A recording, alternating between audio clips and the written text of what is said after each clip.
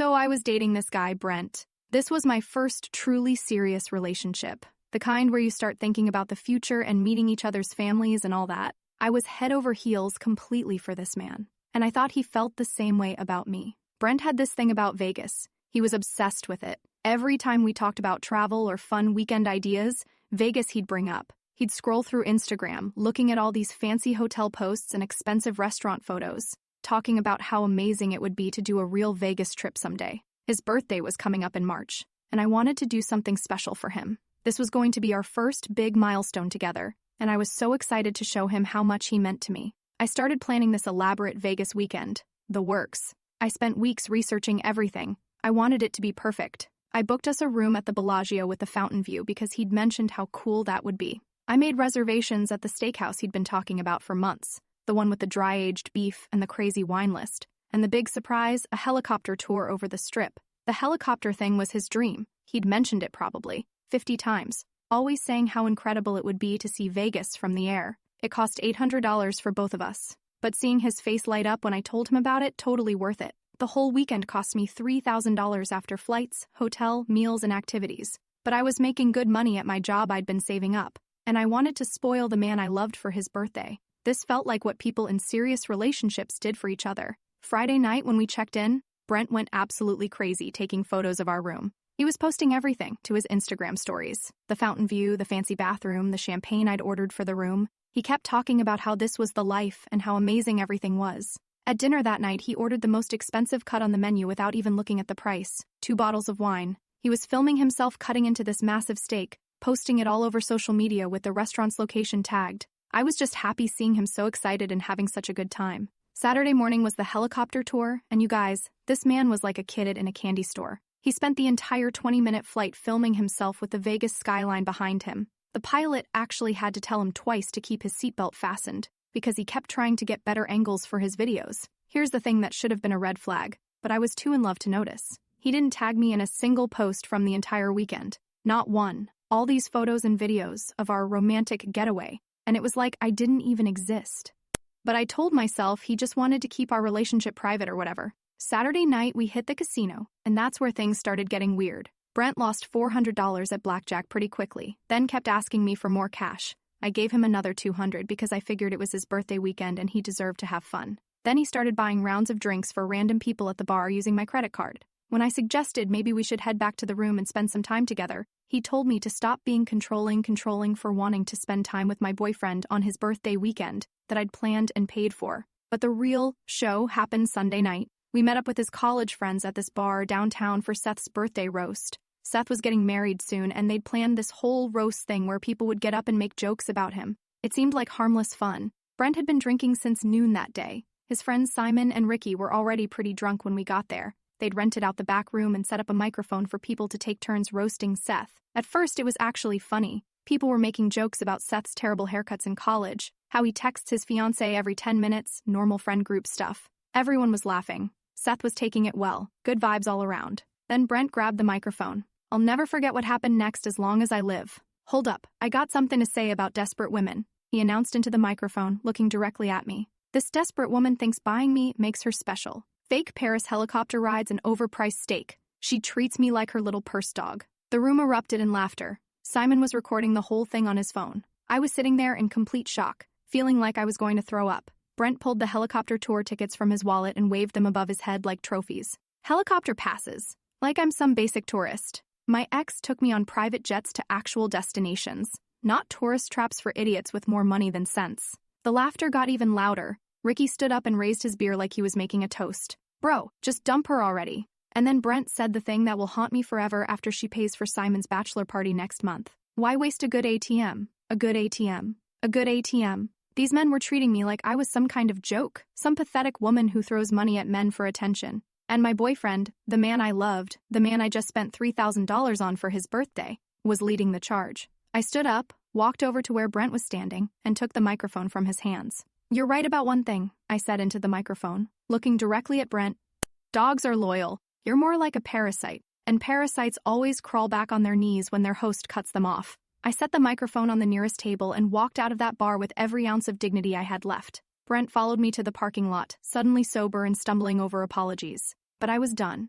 I got in my car and drove home alone. He took an Uber back to his place that night. Monday morning, he texted me asking if I was still mad, like I was overreacting to some minor disagreement. Tuesday, he called twice. I didn't answer. Wednesday, he showed up at my office with grocery store flowers and gas station coffee, trying to apologize. I told security I didn't want to see him. By Friday, he was leaving these pathetic voicemails about how drunk he was, how his friends pressured him into the joke, how he never meant any of it. He promised to pay me back for Vegas and take me somewhere nice to make up for everything. The voicemails got longer and more desperate each day. 2 weeks later, he was still calling. He left this message about Simon's bachelor party coming up, asking if we could talk about it. He mentioned that deposits had already been made based on my previous agreement to help with expenses. Previous agreement. I had never agreed to pay for anyone's bachelor party, but apparently Brent had been telling his friends that I would. 3 weeks after Vegas, this man showed up at my apartment building at 11 p.m. on a Thursday night. My security guard called up to ask if I wanted to see him. I could see him through my window pacing back and forth on the sidewalk like a lost dog.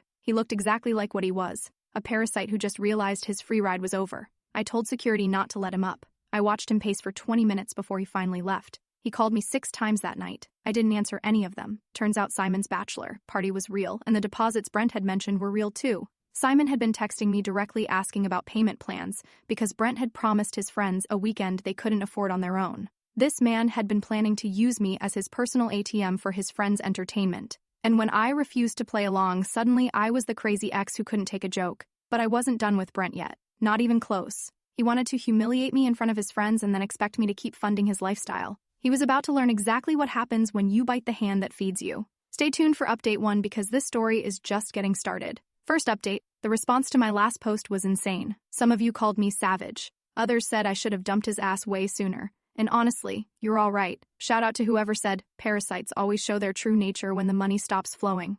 You nailed it. So, here's what happened after I left Brent, pacing outside my building like a lost puppy. The very next morning, Friday, my phone started buzzing at 6 a.m. Not just calls. This fool was texting me paragraphs. Long, desperate essays about how he was going through something and how his friends bring out the worst in him. He swore up and down that the Vegas weekend meant everything to him and that he was planning to surprise me with something special to show his appreciation. I screenshotted every single message, but didn't respond to any of them. Then, Simon started blowing up my phone. Apparently, Brent had been telling all his friends that I was just taking time to cool off and that everything was still on track for the bachelor party. Simon was texting me about hotel preferences and asking if I wanted to upgrade their rental car to something more fun. The audacity of these grown men expecting me to fund their boys' weekend after what Brent pulled. I decided it was time for Brent and me to have a real conversation. Not these pathetic voicemails and text walls, but a face-to-face where he couldn't hide behind his phone screen. So, I texted him back for the first time in over a week. We need to talk. Meet me at the coffee shop on 5th Street tomorrow at 2 p.m. He responded within 30 seconds. Yes, thank you. I'll be there. I love you so much. I wanted to throw my phone across the room. Saturday rolls around and I get to the coffee shop 15 minutes early. The second he saw me, his whole face lit up like I was his salvation. He practically ran over to my table and immediately started word-vomiting apologies before he even sat down. How sorry he was, how drunk he'd been, how his friends were jealous of what we had and were trying to sabotage us. He kept reaching across the table trying to grab my hands while I sat there stone-faced. Babe, please. You have to understand. Simon and Ricky have been giving me for months about how you spoil me. They made me feel like less of a man. I was just trying to prove something stupid and it came out all wrong. I let him ramble for a full 10 minutes. He told me how he'd been thinking about proposing soon, how he wanted to take me to meet his parents, how he'd already started looking at rings online. Rings? This man thought a few pretty words would make me forget that he called me desperate and compared me to an ATM. In front of all his friends while they recorded it. Finally, I cut him off. Are you done? I just need you to know that everything I said was, you're the best thing that's ever happened to me. I don't deserve you, but I'm going to spend every day making this up to you. You're right. You don't deserve me. And you're definitely not going to make anything up to me. The look on his face was priceless. Pure panic. What do you mean? I mean, we're done, Brent. Completely done. Now, this is where it got interesting. Instead of accepting it like a normal person, Brent completely lost his mind. His voice got louder, and people started staring at us. He started listing everything he'd ever done for me, which was hilarious because the list was embarrassingly short. Apparently driving me to the airport once and helping me move a dresser up 2 flights of stairs were supposed to balance out $3,000 in public humiliation. You can't just throw away all this months over one stupid joke. I was drunk. It wasn't a joke, Brent. Jokes are funny. What you did was show everyone exactly what you think of me. That's not what I think of you. I was trying to be funny by calling me desperate, by telling your friends I'm an ATM, by waving around the tickets I bought you like they were evidence of how pathetic I am. He started backtracking fast. Suddenly, it was all about how much pressure he felt from his friends, how they were always making comments about our relationship, how he felt emasculated. He actually used the word emasculated like his fragile ego was my responsibility to protect. But then he said something that made my blood boil. Look, Karen used to make me feel like, about money too. She was always throwing her family's wealth in my face, making me feel small. When I met you, I thought, you understood that I needed to feel like a man in this relationship. Karen, his precious ex, the same Karen he'd been stalking on Instagram and comparing me to for months. Now she was somehow the villain in his story, and I was supposed to be grateful that he let me spend my own money on him. So, you decided to humiliate me in front of your friends to feel like a man? That's your solution? I wasn't trying to humiliate you, I don't know. I was drunk and stupid. You were showing off. You wanted your friends to think you had me wrapped around your finger. You wanted them to see that you could treat me like garbage and I'd still keep paying for your fun. This hit too close to home because he got quiet, like dead silent for almost a minute. Then he tried a different approach. The wounded puppy routine. Fine, you're right. But people make mistakes and people who love each other work through them. If you really cared about me, you'd give me a chance to fix this. If you really cared about me, you wouldn't have done it in the first place. So that's it. All months down the drain because I said some stupid when I was drunk. No, Brent. All months down the drain because you've been you for months and I finally saw you for what you really are. He started getting aggressive then. His voice was getting louder and his arguments were getting nastier. He accused me of being stuck up, said I used money to control people, claimed I never really loved him and was just trying to buy his affection. The complete F-ing audacity of this man to flip the script and make me the villain in his sob story. You know what? Maybe my friends were right about you. Maybe you are desperate. Maybe you do use your money to manipulate people because you can't get them to stay any other way. The coffee shop was dead silent. Everyone was staring at us now. I stood up, grabbed my purse, and looked down at him. You want to know what's desperate, Brent? Begging someone you just insulted to keep funding your lifestyle. That's desperate. I started to walk away, but he grabbed my arm. What about Simon's bachelor party? We already made commitments. People are counting on this. And there it was, the real reason for this whole performance. Not because he loved me or missed me or wanted to make things right. Because he needed my credit card for one more weekend. That sounds like a you problem. You can't just leave me hanging like this. I already told everyone it was handled. Then you better figure out how to handle it yourself. I walked out of that coffee shop feeling like a goddamn queen. But the story doesn't end there because apparently Brent still didn't get the message. Sunday night, he showed up at my apartment again. This time he brought reinforcements. Simon and Ricky were with him and they all looked like they'd been drinking. My doorman called up and asked if I wanted to see them, and I told him absolutely not. But these idiots didn't leave. They stayed outside my building for 2 hours. I could see them from my window, taking turns trying to call me and pacing around like lost puppies. Neighbors were staring. It was embarrassing as hell. Finally, my doorman came up personally to tell me that other residents were complaining and asking if I wanted him to call the cops. I told him to give them one warning to leave, and if they didn't, then yes, call the police. That got them moving. Monday morning, I woke up to 17 missed calls and a dozen text messages from all three of them. Brent was still doing his apologetic routine, but Simon and Ricky were taking a different approach. Simon's messages were trying to convince me that Brent was going through a rough patch and that I should be more understanding. Ricky was more direct. He basically told me I was being dramatic and that guys say stupid when they drink and I needed to get over it. But here's the thing that's got me absolutely raging. I found out through a mutual friend that these have been telling people that I'm the crazy one, that I overreacted to a harmless joke, and that I'm holding the bachelor party hostage because I'm bitter about the breakup. They're literally spinning this like I'm the villain, like I'm some psycho ex who can't take a joke and is now trying to ruin everyone's fun out of spite. I'm about to show these boys what spite actually looks like. Stay tuned, Reddit. This is about to get really interesting. Second update, you guys. This situation has escalated in ways I never could have imagined. I'm actually shaking as I type this. So, remember how my last post ended with Brent and his friends harassing me outside my building until security threatened to call the cops? Well, I thought that was rock bottom. I was wrong. Tuesday evening, I was finally feeling somewhat normal again. I'd been ignoring their constant calls and texts since Monday, and I thought maybe they were finally getting the message that I wasn't going to change my mind about the bachelor party funding. I decided to make myself a nice dinner. Pasta with some wine, loud music playing while I cooked. It felt good to be in my own space, doing normal things, trying to move on from this whole mess. I was in the kitchen stirring the sauce when I heard a noise from my living room. At first, I thought it was just the neighbors or something outside, but then I heard it again, like furniture moving. I turned off the music and listened. Dead silence. Then I turned around and nearly had a heart attack. Brent was standing in my living room going through my stuff. I immediately demanded to know how he got in. My door was locked. I had the deadbolt engaged. There was no way he should have been able to get inside. He said he came in through the fire escape window. Just said it casually, like breaking into someone's apartment was completely normal. I was terrified. This man had climbed up the outside of my building and broken into my home while I was there cooking dinner. The level of violation I felt was indescribable. I told him to get out immediately, but he said he wasn't leaving until I told him the truth. I asked what truth. He'd been going through my dresser, my closet, even my bathroom cabinets, looking for evidence of another man. He was completely convinced that the only reason I'd broken up with him was because I'd been cheating and found someone better. He was looking for extra toothbrushes, men's clothes in my laundry, a second phone charger, anything that would prove another guy had been spending time in my apartment. I told him there was no other guy, that I broke up with him because he humiliated me and tried to use me for money. He didn't believe me. He was convinced that I'd been cheating, and that's why I'd suddenly turned cold and vindictive toward him. In his twisted mind, there was no way a woman would leave him unless she had someone else lined up. I told him he was being insane and needed to leave right now. That's when he got aggressive.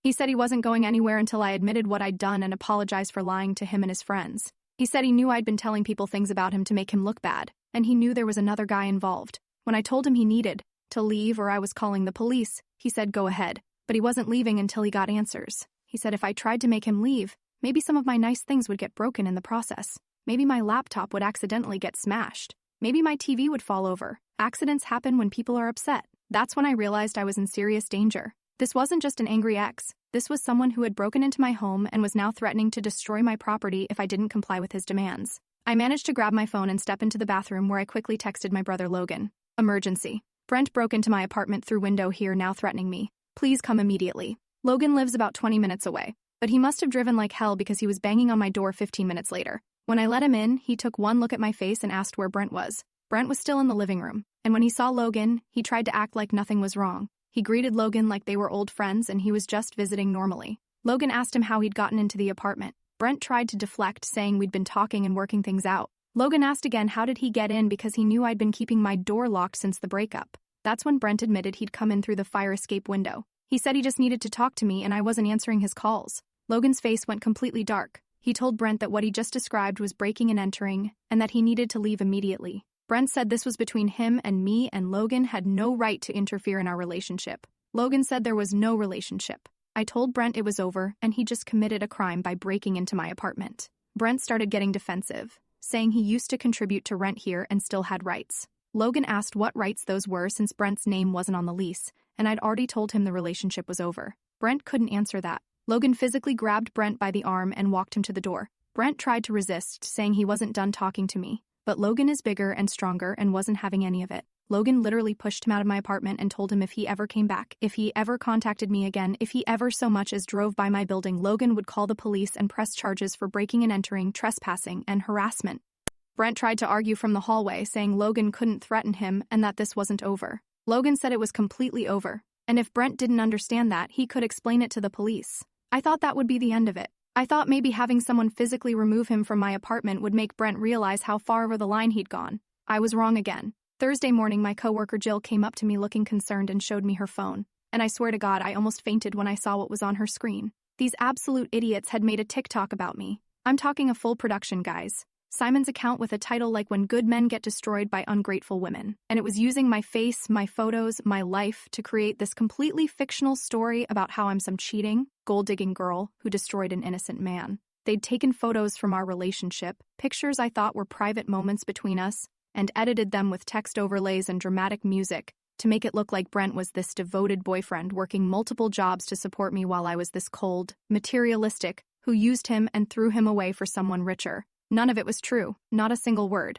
but it looked convincing. They'd crafted this whole narrative about modern women being selfish and disloyal, and they were using my face as their poster child for everything wrong with women today. The video had over 5,000 views, and I was hyperventilating reading the comments. Hundreds of people calling me a gold digger, saying I looked like the type to do this trash. People were sharing stories about their own crazy exes and using me as validation for their misogyny. But here's what really sent me into a panic. People in the comments were saying things like, someone should make a compilation of women like this, and this needs to go on YouTube, and she should be famous for being such a terrible person. I was terrified that this was going to spread beyond TikTok. What if someone took this and put it in one of those YouTube compilations about crazy exes? What if it ended up on Reddit or Twitter or Facebook? What if my coworkers saw it or my family? The thought of my parents seeing this video, of them thinking even for a second that any of this might be true, made me want to throw up. What if my boss saw it? What if future employers found it when they Googled my name? These idiots were trying to destroy my entire reputation with lies,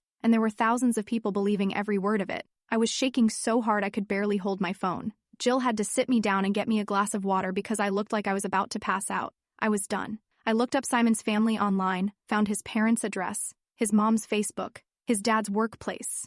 These people needed to know what their son was doing with my photos and my life, and they needed to know right now. Friday afternoon, I drove to their house. It was in a nice suburb, well-maintained lawn, the kind of neighborhood where reputation matters. When Simon's mom answered the door, I introduced myself politely and explained that I needed to speak with her about a video her son had posted online using my photos without permission. I showed her the TikTok on my phone and explained how Simon, along with my ex-boyfriend and their friend, had been creating this video about me after I refused to pay for their bachelor party. Mrs. Anderson's face went white as she watched the video. She asked if Simon had really made this. I confirmed that he had and explained that using someone's photos without permission to create false narratives could be considered defamation and I was considering legal action. She immediately called Simon on FaceTime right there in her living room with me sitting next to her. When Simon's face appeared on the screen and he saw me sitting next to his mother, he looked absolutely terrified. His mom asked him what this video was about and why he was using this young woman's photos to make up stories about her.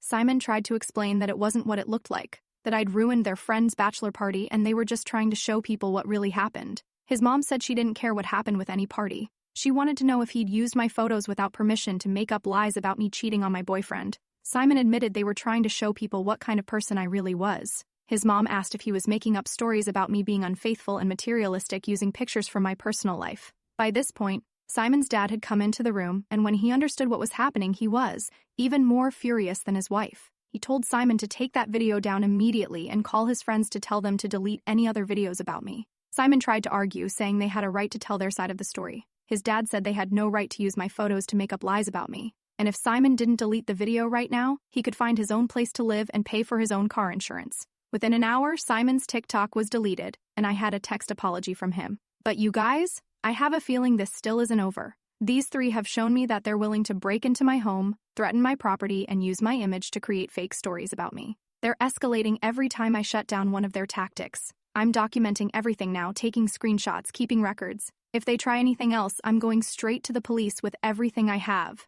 But part of me is scared about what they might try next. Because if Brent is willing to break into my apartment, what else is he willing to do? Last update. I cannot believe how this whole situation ended. I'm still processing everything that happened, but I promised you all an update and this story is finally over. First, thank you to everyone who commented on my last post. The support has been incredible. And to those of you who said I should go to the police about the break-in, I tried. I really did. 2 weeks ago, after Logan kicked Brent out of my apartment, I went to the police station with photos of my wrists and a detailed report about him breaking in through the fire escape. I was ready to press charges for breaking and entering, trespassing, all of it. But here's the thing about apartment buildings. Security cameras don't cover every angle. The side of my building where the fire escape is located, no cameras, none. The police said without video evidence or witnesses, it would be his word against mine about how he got into the apartment. They took my report seriously, don't get me wrong. They said they'd talk to him and document everything. But pressing charges, they couldn't guarantee anything would stick without solid proof he'd actually broken in rather than just being let in.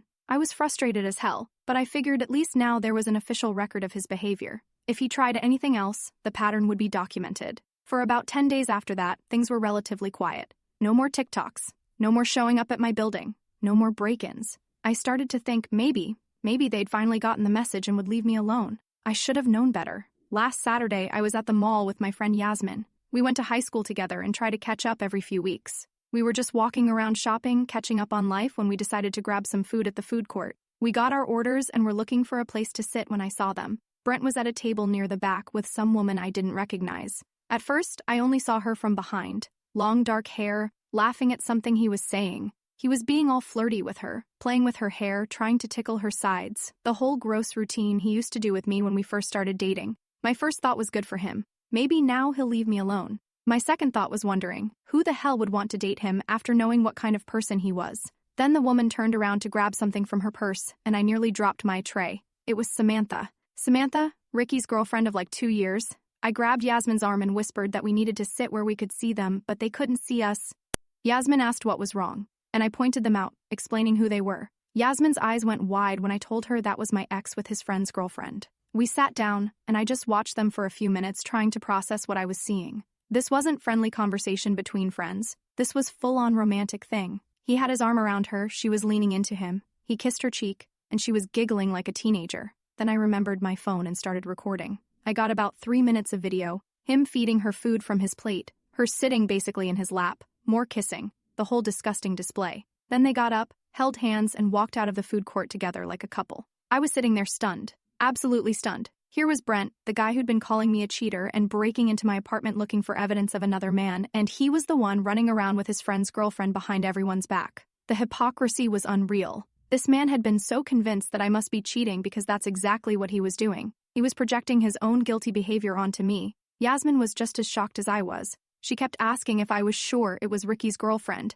if maybe they'd broken up, and I didn't know. But I follow Samantha on Instagram. She'd posted a photo with Ricky just 3 days ago talking about their anniversary dinner. I spent the rest of the weekend thinking about what to do with this information. Part of me wanted to just forget about it and move on with my life. These people had caused me enough stress and drama. But another part of me kept thinking about Ricky. Yeah, he'd been a complete to me with that TikTok and all the harassment, but he was also being betrayed by 2 people he trusted. His best friend and his girlfriend were carrying on behind his back, and he had no idea. Did he deserve to know? Did I have any obligation to tell him? I was still debating this when the decision was made for me. Wednesday evening, I was at home watching Netflix when my phone started ringing. Brent's number. He was calling to gloat. Apparently, word had gotten around our mutual social circles that I'd tried to file a police report about the break-in, and that it hadn't gone anywhere. He was calling to tell me how stupid I was for thinking the cops would take my side, how I'd embarrassed myself by trying to get him in trouble when I had no proof of anything. He was laughing about it, actually laughing about breaking into my apartment and terrorizing me. Then he started in on the usual thing, how I was crazy, how I'd overreacted to everything, how his friends all thought I was psycho and he was lucky to be rid of me. But then he said something that made my blood boil. You know what the funny thing is?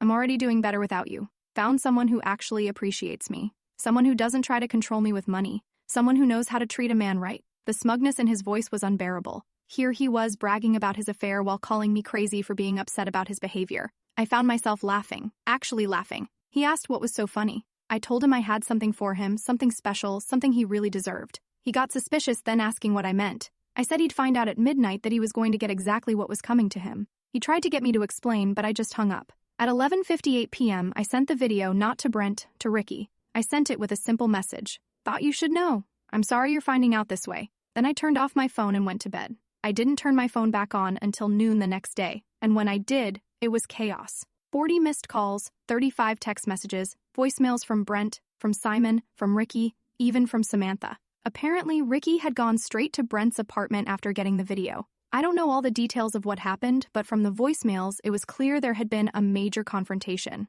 Ricky was devastated. His voicemail to me was him crying, thanking me for telling him, saying he had no idea, and asking if I knew how long it had been going on. Brent's voicemails were pure rage. He was screaming about how I'd ruined his life, how I was a vindictive, how I destroyed his friendship with Ricky over my own petty revenge. Simon's messages were trying to play peacemaker, saying everyone needed to calm down and work this out like adults. Samantha's messages were begging me not to tell anyone else, saying it wasn't what it looked like, that she and Ricky were having problems and she'd made a mistake. But the most interesting messages were the ones that came later in the day. Apparently, after confronting Brent, Ricky had gone home and confronted Samantha. She'd confessed that the affair had been going on for over a month, since before the Vegas trip, since before Brent and I had even broken up, which meant Brent had been cheating on me while I was paying for his birthday weekend, while I was planning nice things for us, while he was calling me desperate and clingy behind my back. The timeline was becoming clear. Brent had been having an affair with his best friend's girlfriend, probably felt guilty about it and projected all that guilt onto me by becoming convinced that I must be cheating too.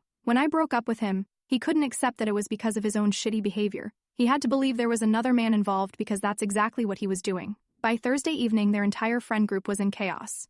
Ricky had broken up with Samantha and wasn't speaking to Brent. Simon was trying to stay neutral, but was clearly uncomfortable with the whole situation. Other friends were taking sides, asking questions, demanding to know who knew what and when. Friday morning, I got one final call from Brent. He asked if I was happy now that I'd destroyed everything. I told him I hadn't destroyed anything. I'd just shown people the truth about what he was doing. He said it wasn't supposed to happen like this, that things with Samantha just got complicated and he never meant for anyone to get hurt. I asked him how long he'd been planning to cheat on me. He said it wasn't like that feelings just developed over time and he didn't know how to handle it. I asked if he was cheating on me during the Vegas trip. Long silence. Then he admitted that he and Samantha had been talking for weeks before Vegas, that they had kissed for the first time the night before we left for the trip. So there it was. While I was planning his birthday weekend, booking helicopter tours, making dinner reservations, spending $3,000 to make him happy, he was already involved with someone else. The Vegas humiliation, the breaking and entering, the TikTok campaigns, all of it. It was coming from a man who had been betraying me from the beginning and was too much of a coward to just break up with me. Honestly, I told him that if he'd just been honest from the start, none of this would have happened. If he'd just said he had feelings for someone else instead of taking my money and then humiliating me in public, we could have ended things civilly. I told him I didn't care about his apologies anymore. The time for apologies was 2 months ago when he could have made different choices. Then I hung up and blocked his number for good. It's been a week since all of this went down and I'm finally starting to feel like I can move on with my life. Ricky and Samantha are done. She moved out of their shared apartment and is apparently staying with friends while looking for her own place. Sometimes the trash really does take itself out. You just have to be patient enough to let it happen. It's finally over and I can honestly say I'm happier now than I've been in months. Reddit, you're the best.